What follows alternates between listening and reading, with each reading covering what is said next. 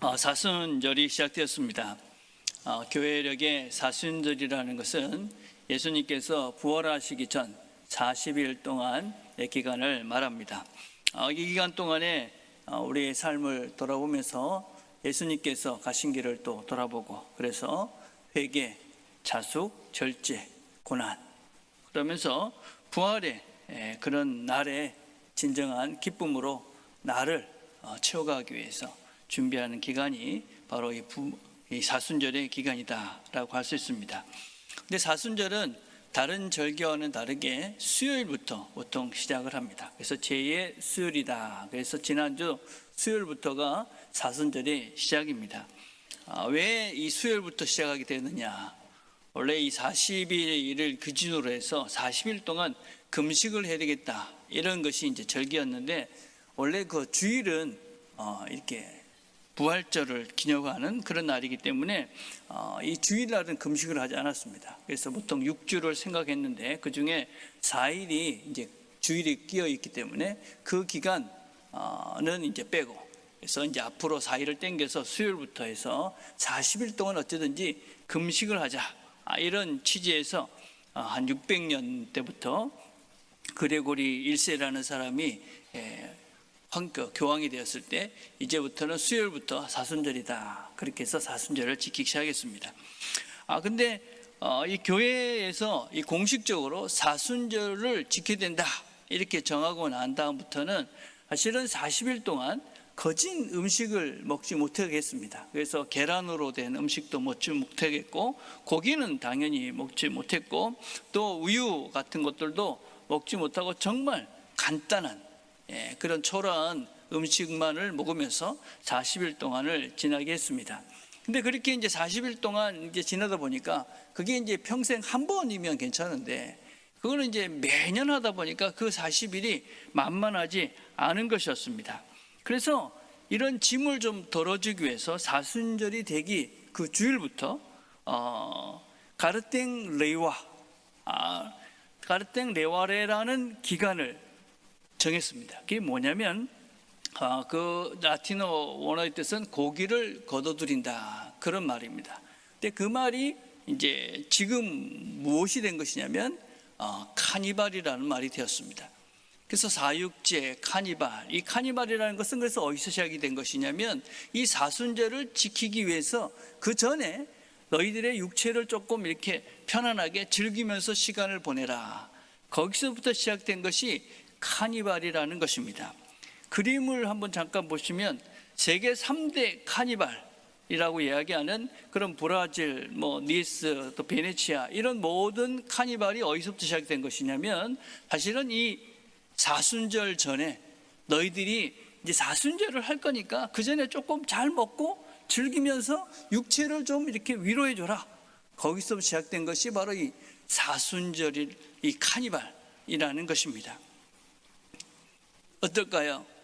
이런 카니발을 하는 이 동네에서 과연 지금 사순절을 지킬까요?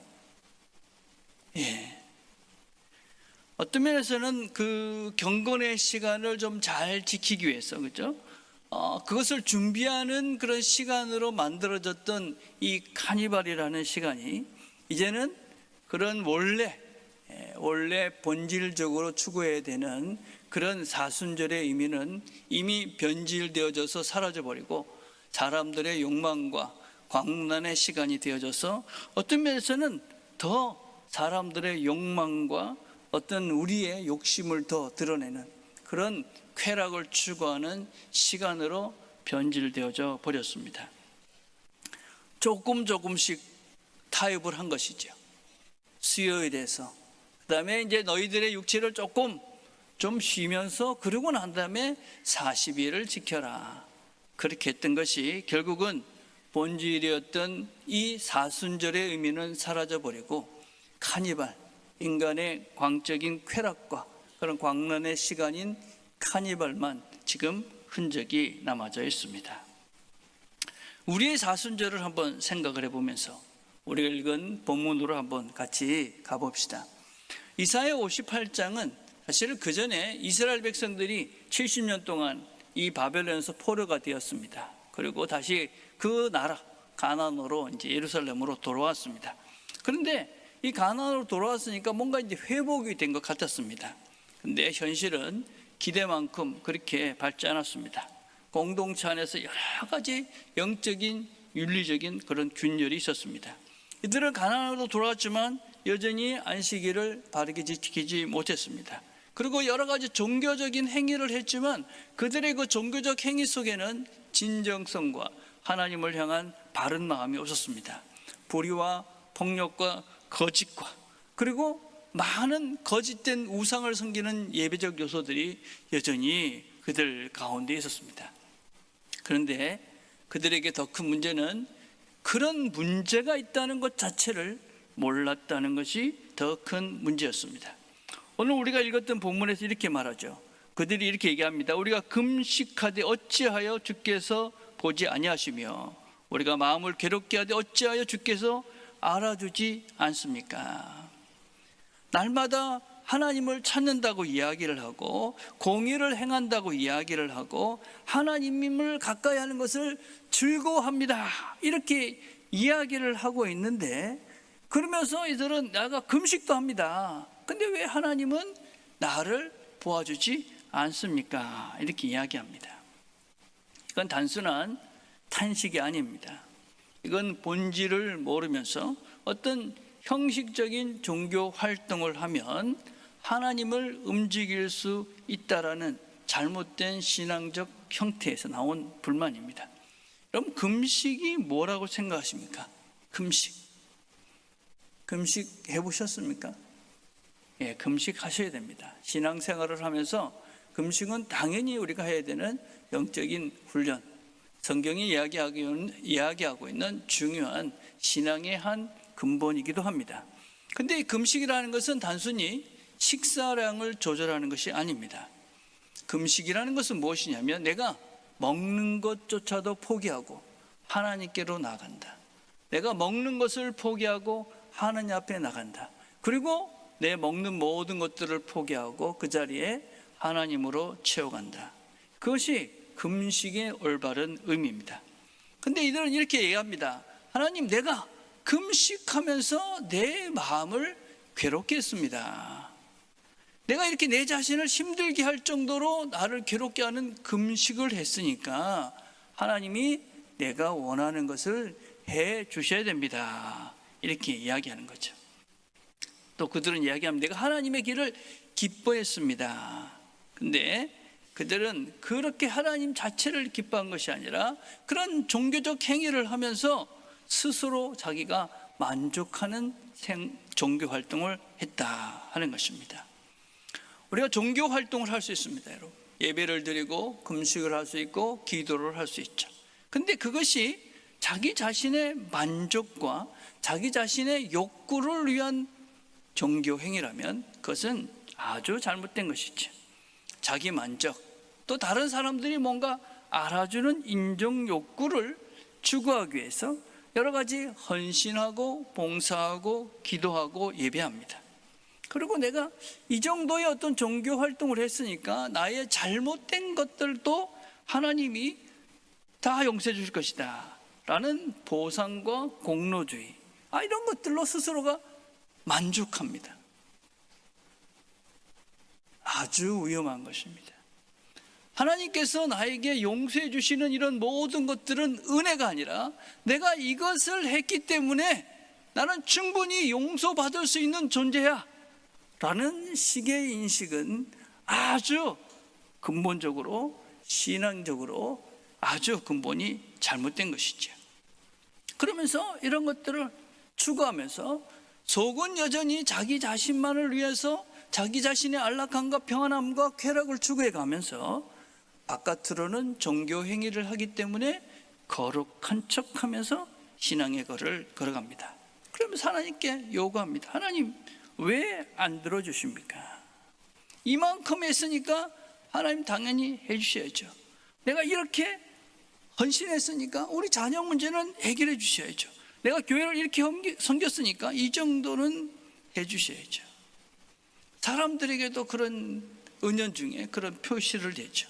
내가 이렇게 기도하지 않았느냐, 내가 이렇게 헌금하지 않느냐? 내가 이렇게 봉사하지 않느냐? 근데 왜 나를 알아주지 않느냐? 그리고 자기의 속마음을 어떤 때는 행동으로, 말로 표시하면서 자기를 과시합니다. 그러면서 착각하죠. 나는 하나님을 잘 섬기고 있다. 우리가 신앙생활을 하면서 조금이라도 내 자신의 행위나 이런 종교적 활동이 하나님의 은혜를 대신할 수 있다라고 생각하는 순간 그 모든 행위는 우상 숭배가 되는 것입니다. 그건 자기 자신을 섬기는 것이지 하나님을 섬기는 것이 아닙니다. 그들은 경건한 척을 하는 거죠. 하나님의 길을 즐긴다. 위로운 규례를 삼한다. 하나님께 가까이 가기를 기뻐한다. 그러나 하나님은 그 속을 보십니다. 진심을 보는 거죠. 뭐라고 말씀하십니까? 너희가 금식하는 날에 오락을 구하며 온갖 일을 시키는도다. 보라, 너희가 금식하면서 논쟁하며 다투며 악한 주먹으로 치는도다. 너희가 오늘 금식하는 것은 너희의 목소리를 상달하게 하려는 것이 아니니라. 왜 금식했느냐? 왜 종교적 행위를 하느냐? 왜 예배를 드느냐? 결국 너희들의 목적은 너의 목소리, 내가 하고자 했는 그 목적을 달성하기 위해서, 나를 조종하기 위해서, 나를 시험하기 위해서 너희들이 그것을 한 것이 아니냐. 너의 목적을 위한, 나의 목적을 위한 종교적 행위들, 그것은 우상 숭배다.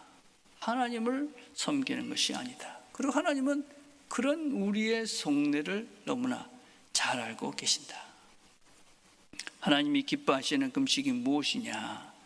내가 기뻐하는 금식은 흉악의 결박을 풀어주며 멍에의 줄을 끌어주며 압제당하는 자를 자유케 하며 모든 멍에를 꺾는 것이 아니겠느냐? 또 줄인 자에게 내 양식을 나눠주며 유리하는 빈민을 집에 들이며 헐벗은 자를 보면 입히며 내 골육을 피하여 스스로 숨지 아니하는 것이 아니겠느냐? 금식은 먹지 않는 것이 아닙니다. 먹지 않는 것으로 끝나는 것이 아니라 먹지 않는 그것에 하나님을 채우고 하나님의 마음으로 먹을 수 있는, 먹지 못하는 자들에게도 먹을 권리를 회복시키는 행위가 금식입니다. 그래서 내 배를 비우는 것으로 끝나는 것이 아니라 내 비워진 그곳에는 하나님으로 채우고 남의 배가 채워지도록 나를 비우고 확장해 가는 것이 금식이다 하는 것입니다. 그래서 이 사순절을 지키시면서 우리가 이 주님께서 원하시는 그런 의미들, 금식, 이런 신앙적 행위들을 하면서 명심해야 될 것들이 있습니다. 아주 구체적인 것이죠. 결박을 풀어주라. 결박을 풀어주라. 내가 즐거워하는 금식은 결박을 풀어주는 것이다. 여러분, 그것은 관계의 결박으로부터의 해방을 말합니다. 오래 묶인 서운함, 말로 풀지 못했던 오해, 가족 간의 냉전. 우리가 이 사순절 첫 주를 시작하면서 우리가 반드시 해야 될 것은 무엇이냐? 내가 옳다는 확신을 내려놓고 화해를 시작하는 것입니다. 미안하다. 용서해라. 다시 시작하자. 하나님께서 원하시는 그런 신앙의 본질은 무엇이냐? 이런 예배의 형식보다도 더 중요한 것은 관계의 결박을 풀고, 그래서 마음에 엉클어진 그런 모든 관계의 끈들을 다시 회복하는 것입니다.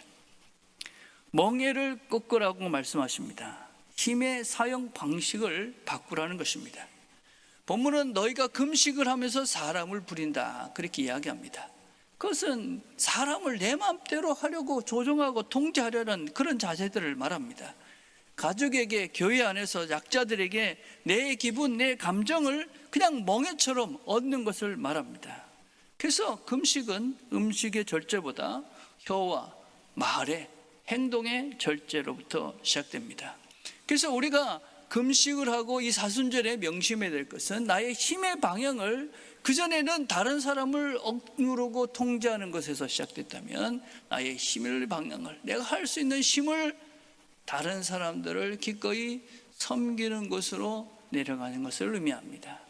그래서 이 사순절 기간 동안에 우리가 철저하게 기억해야 될 것은 내가 가지고 있는 모든 힘을 다해서 다른 사람들을 섬긴다. 세 번째는 빵을 나누라고 말씀하십니다. 절제의 열매는 반드시 나눔이 있어야만 합니다. 사순절 동안 우리 모두가 절제하는 시간들이 되길 바랍니다.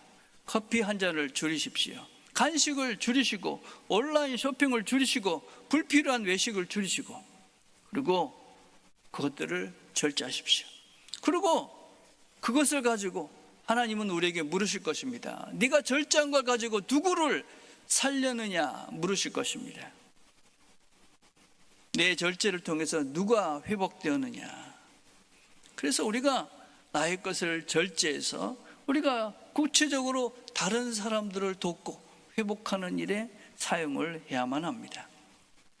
신앙생활을 하면서 우리가 끊임없이 애쓰고 힘써야 되는 것은 무엇이냐면 내 것을 얼마나 더 많이 내어놓느냐 하는 것이 신앙의 본질입니다. 예수님께서 우리에게 보여주셨던 사랑의 궁극적인 그 끝은 어디였느냐? 자기 자신을 온전히 다 내어주는 자리였습니다. 우리가 지금은 미약하고 연약해서 그것을 할 수 없지만 지금 내가 추구하고 가야 될 방향은 어디냐? 내 모든 것들을 다 주를 위해서 내어주겠다. 내 모든 것들을 이 땅의 사람들을 위해서 다 내어주겠다. 그래서 내가 내어줄 수 있는 것만큼의 내가 진정한 신앙인이 되는 것이고, 내 것을 포기하는 것만큼이 내가 정말 신앙인이 된 증거라고 할 수가 있습니다. 내 것을 내어놓지 않습니다. 내 것을 움켜쥐고 있습니다. 더 많이 가지려고 끝없이 무엇인가를 더 가지려고 발부동 치고 있다면 나는 지금 신앙의 길을 잘못 든 것이고, 그것은 신앙인이 아니다라는 구체적인 실제라고 할 수 있습니다. 우리의 목표는 더 갖는 것이 아니고 더 어떻게 하면 나누는 것이 우리의 신앙의 실제인 것이고, 우리가 우리 안의 것을 채워가는 것이 아니고 우리 안을 비워서, 그리고 그 안에 하나님을 채우고 하나님의 마음으로 모든 것들을 나누고 있는 그 실제가, 그 삶이 실제 예수의 길이며 우리가 걸어가야 될 궁극적인 목적입니다.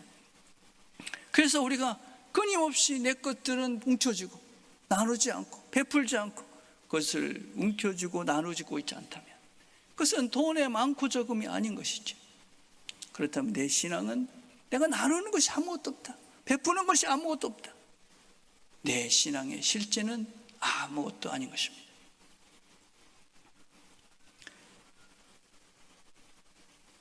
우리가 이 사순절 기간 동안에 금식하시면서 절제하시면서 여러분들이 그 누군가를 위해서 목표를 정하시고 그리고 그것들을 사용할 수 있었으면 좋겠습니다.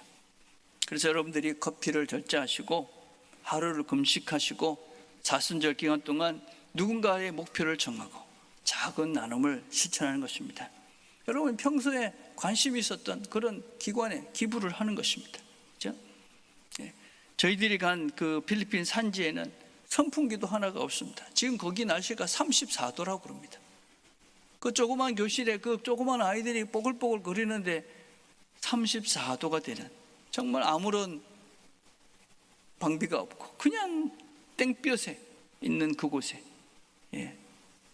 우리가 절제해서 비록 작지만 도울 곳은 아주 많다.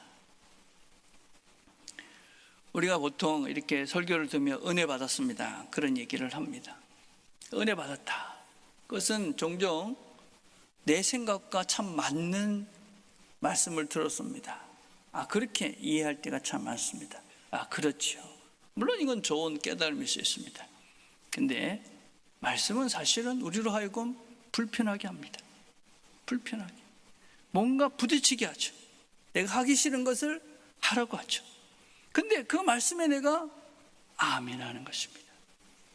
내가 부딪혀서 내가 하기 싫고 나한테 혼내는 것 같고, 그런데 목사님이 나를 쳐, 그게 아니라 그렇지, 내가 그게 부족했지. 그리고 그 말씀에 아멘하고 순종하는 것이죠. 내가 금식하기 싫어도 금식하는 것입니다. 나누고 베풀 것이 없는 것 같아도 실제로 시작을 해보는 것입니다. 내 몸과 재정과 시간이 움직일 때, 그때 진정한 은혜를 받은 것이다. 또 하나님의 은혜를 받았다고 할 때 또 다른 측면은 내가 하나님을 알고 하나님을 믿고 하나님의 사랑을 안다는 가장 구체적인 그것은 사람들을 귀하게 여기기 시작하는 것입니다. 10절에 이렇게 말합니다. 줄인 자에게 내 심정이 동하며 괴로운 자의 심정을 만족하게 하며. 여기서 말하는 심장이 동하다 하는 것은 단순한 감정적인 것이 아닙니다. 영어 성경에는 spend yourself, 그래서 너 자신을 소진하듯 다 내어주는 것, 이런 의미를 가지고 있습니다. 우리가 다른 사람들의 아픔과 다른 사람들의 힘든 것을 보면 그 사람의 아픔에 내가 내 것을 다 내어주는 것 같이 그 아픔에 동참하는 것입니다. 그 아픔을 그냥 넘어갈 수가 없는 것이죠. 같이 아파하는 것입니다.